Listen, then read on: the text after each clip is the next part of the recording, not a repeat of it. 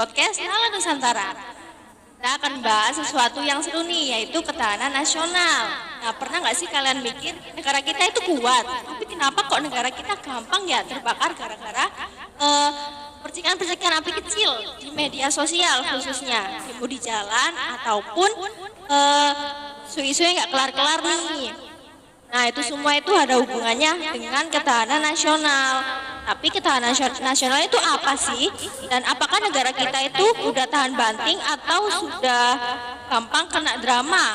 Nah, sekarang hari ini kita kedatangan bintang tamu spesial nih, yaitu Kak Diandri. Dia adalah mahasiswa dari Universitas Wiranegara dan juga sekaligus peneliti di geopolitik. Selamat pagi Kak Dian. Selamat pagi, halo semuanya, halo. Oke, langsung aja nih kita nih ke pertanyaan pertama nih. Apa sih ketahanan nasional dan kenapa itu penting banget nih Kak Dian? Oke, kalau menurut aku sih ketahanan nasional tuh biasanya aku anggap sebagai imunnya suatu negara ya. Jadi kayak kemampuannya suatu negara buat bangkit sama bertahan ketika ada ancaman, entah itu ancaman dari luar kayak konflik internasional maupun dari dalam kayak disinformasi atau juga bisa konflik sosial. Keren nih analoginya Kak Diandri. Jadi kalau negara imunnya kuat, mau diserang kayak gimana pun pasti bisa pulih ya dan tetap tegak gitu ya. Betul banget. Karena bisa menentukan eksistensi negara nih, keberlangsungan, pembangunan, sampai ke keamanan hidup kita sehari-hari ya. Bayangin aja kalau nggak ada ketahanan, dikit-dikit ribut, dikit-dikit goyah. Susah ini. Susah banget tuh. Lalu gimana sih ketahanan nasional itu bisa diukur Kak, khususnya di Indonesia kita? Oke, ini menarik nih. Kalau di Indonesia sendiri biasanya kan ketahanan nasional tuh dinilai dari betapa stabilnya politiknya, ekonominya, terus keamanan negaranya, sama bagaimana sosial budayanya. Nah, selain itu juga ada pendekatan lain sih, kayak indeks ketahanan nasional (IKN) itu yang mengukur berbagai faktor termasuk kepercayaan publik, daya tahan ekonomi, dan solidaritas nasional. Tapi juga jangan lupa ada indikator-indikator lain seperti ketahanan pangan, ketahanan energi, bahkan literasi digital. Nah, semua faktor-faktor itu tadi tuh bisa ngasih kita gambaran gimana nih keadaan kita sekarang, apa kita udah kuat, apa lagi goyah nih dalam menghadapi perubahannya zaman. Bagus, keren banget. Apa sih aspek utama dalam pendekatan Astagrata? Astagrata sendiri itu ibaratnya kayak GPS ya buat ketahanan nasional. Nah, Astagrata sendiri itu ada dua tipenya, ada Trigatra sama Pancagatra. Oh, aku tahu tuh Kak, Trigatra itu meliputi 3 aspek alami negara kan ya? Ya betul. Itu geografi, demografi, dan sumber daya alam. Betul Itu banget. fondasi yang dasar untuk negara kita ya Kak ya? Iya betul, kalau Trigatra itu fondasinya, sedangkan kalau Pancagatra itu sesuai namanya Panca, yaitu merupakan 5 aspek kehidupan nasional yang terbentuk dari manusia, ideologi, politik, ekonomi, serta sosial budaya dan keamanannya. Oh, jadi ketahanan nasional itu nggak bisa berdiri sendiri ya Kak ya? Betul, ada aspek-aspek tersendirinya. Oke. Lalu seberapa penting sih ideologi dalam menjaga ketahanan nasional nih Kak? Waduh, ini mah kunci utamanya ya. Karena ideologi itu ibaratnya kayak kompas moralnya suatu bangsa. Kayak di Indonesia kita punya Pancasila. Kalau seumpama kompasnya itu rusak atau kita nggak punya kompas, kita kan bakal tersesat tuh, hilang arah, nggak tahu mau kemana. Benar tuh, tanpa ideologi yang kuat ya Kak ya, masyarakat gampang terpecah nih, gampang termakan propaganda asing yang akhirnya konfliknya bisa timbul nih teman-teman. Jadi menjaga Pancasila itu sama dengan menjaga Indonesia. Tuh. Terus selanjutnya, gimana media sosial mempengaruhi ketahanan sosial dan budaya kita nih Kak? Karena media sosial kan berperan penting tuh dalam budaya kita itu sendiri, dalam penyebarannya gitu. Ya, betul. Menurut aku sih media sosial sendiri itu bisa diibaratkan sebagai pedang yang bermata dua ya. Di satu sisi dia bisa memperkuat solidaritas kita, juga bisa sebagai wadah edukasi dan juga tempat berbagi aspirasi. Tapi di sisi lain, media sosial juga bisa jadi tempat subur buat menyebar hoax, juga ujaran kebencian maupun budaya yang instan. Nah ini nih yang bisa menggerus nilai-nilai budaya kita. Jadi dengan adanya sisi-sisi yang seperti itu, literasi media digital itu sangat penting banget sekarang. Jadi jangan asal sebar maupun jangan asal gampang percaya sama berita yang ada di luar sana. Aduh, jadi kita harus pintar milih-milih ya kak ya. Itu kita harus jadi netizen yang bijak ya. Benar tuh teman-teman. Lalu peran generasi muda seperti kita ini apa ya dalam memperkuat ketahanan nasional nih kak? Penting banget tuh karena generasi muda kayak kita sekarang ini kan punya energi yang baik tuh, energik sekali. Ide kreatifnya juga masih banyak tuh. Apalagi kita juga punya potensi yang luar biasa buat membawa perubahan di bangsa kita. Kalau anak muda dalam Pancasila, aktif komunitas, peduli lingkungan, sadar digital, wah mereka udah jadi garda terdepan buat ketahanan nasional ya kak Wah ya? bener banget tuh, top markotop lah. Selanjutnya, strategi Indonesia dalam menghadapi ancaman non-militer seperti hoaks, radikalisme, dan serangan digital, Kak. Gimana nih pendapatnya Kak Dian? Sebenarnya strateginya ada banyak sih. Salah satunya kayak pelatihan literasi media atau kerjasama antar bangsa, antar lembaga, juga bisa dari pembentukan satgas atau dengan penguatan regulasi. Dan jangan lupa juga melibatkan tokoh agama, tokoh masyarakat dan pendidikan karakter di sekolah juga ya. Benar banget itu Kak. Tantangan terbesar di wilayah perbatasan nih Kak. Kayak gimana? Kayaknya aksesnya yang minim ya, fasilitasnya juga sangat terbatas dan juga banyak banget ketimpangan pembangunan. Karena kan kayaknya warga di sana kadang lebih dekat secara geografis dengan negara tetangga ya ketimbang pusat pemerintahannya kita sendiri. Makanya perlu pendekatan khusus tuh di daerah-daerah perbatasan seperti itu. Tapi bukan soal militer aja, dari aspek ekonomi, pendidikan dan budaya juga perlu biar mereka tuh nggak merasa dianaktirikan oleh NKRI. Seperti itu ya Kak ya? Ya.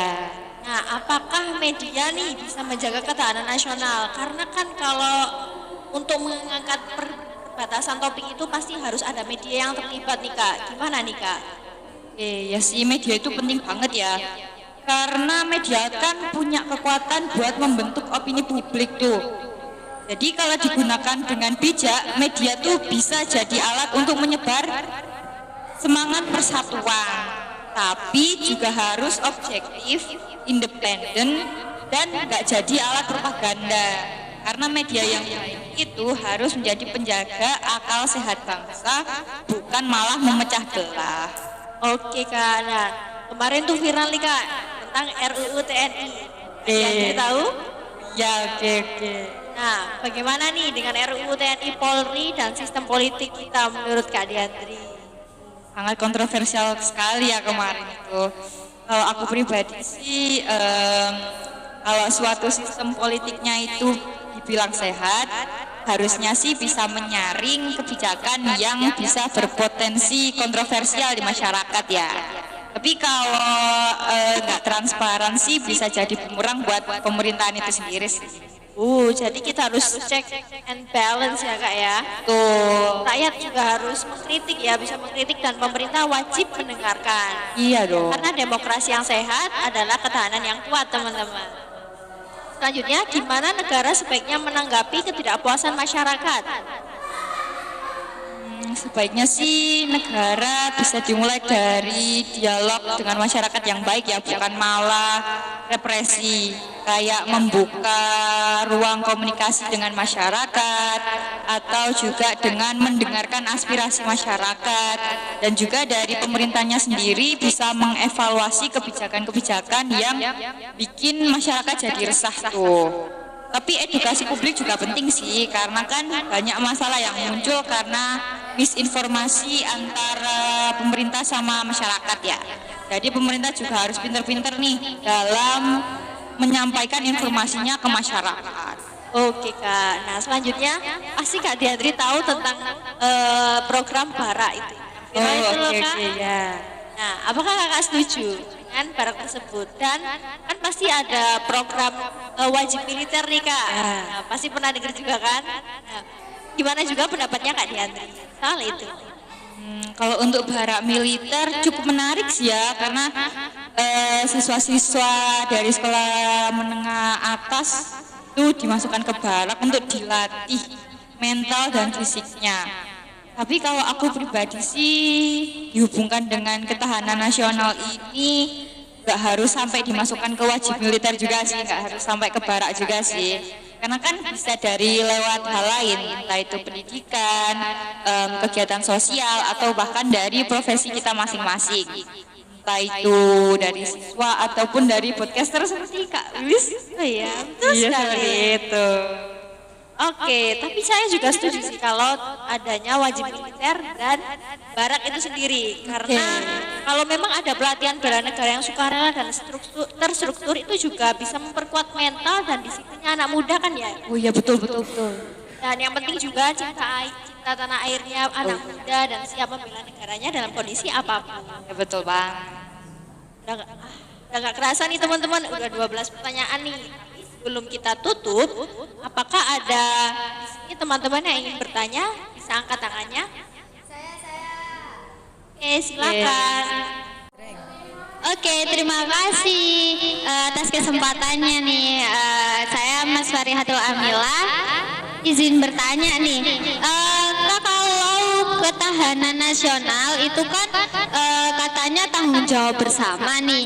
Nah, tapi kenapa banyak kebijakan negara justru nggak transparan dan sering bikin masyarakat merasa dimarginalkan? Itu nggak kontradiktif ya? Segitu pertanyaan saya. Terima kasih. Sama-sama. Oke, terima kasih atas pertanyaannya Mbak Mila ya tadi ya. Memang benar nih Mbak Mila bahwa ketahanan nasional itu menuntut partisipasi publik. Tapi partisipasi yang sejati tidak mungkin terwujud tanpa pemerintahan yang transparan dan akuntabel nih Mbak Mila. Kalau kebijakan dibuat secara top down tanpa melibatkan masyarakat, maka justru akan memicu resistensi nih. Ini kontraproduktif dengan prinsip ketahanan nasional itu sendiri yang berbasis kepercayaan dan kohesi sosial.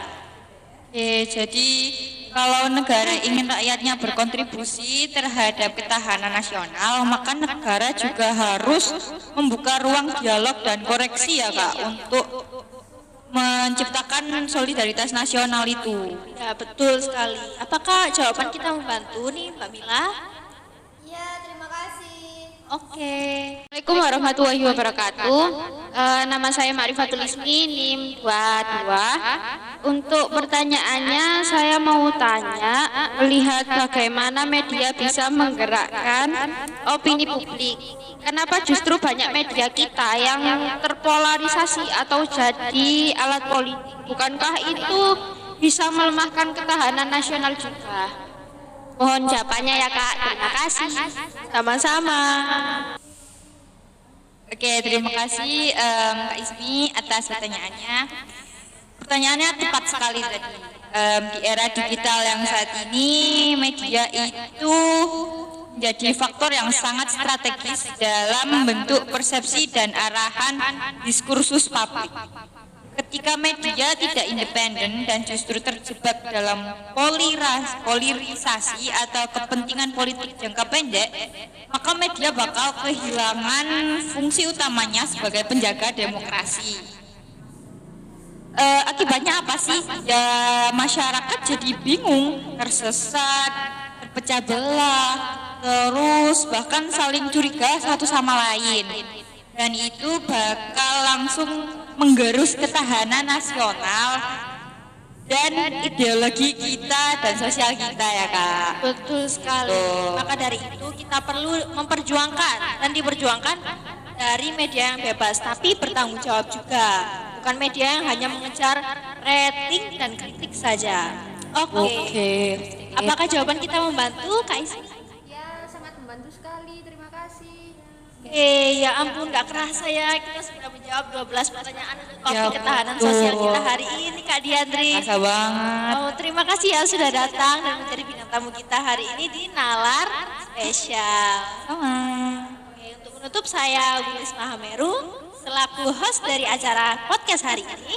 Saya Diandri. Kami ucapkan terima kasih, tetap semangat, tetap cinta Indonesia kita. Dadah. Ya, terima kasih. Sama.